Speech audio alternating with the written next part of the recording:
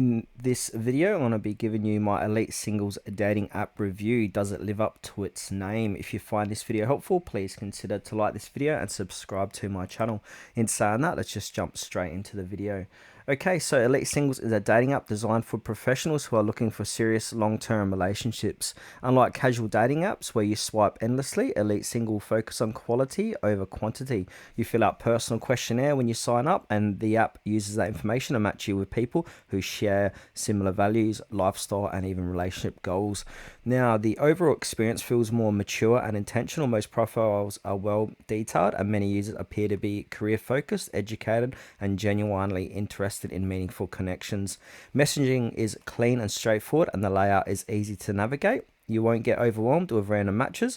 Elite Singles sends you a set number of suggested profiles each day based on your compatibility. Now, let's talk about the downsides. Elite Single is not cheap. Many of the key features, like seeing who viewed your profile or sending unlimited messages, are locked behind a paid subscription.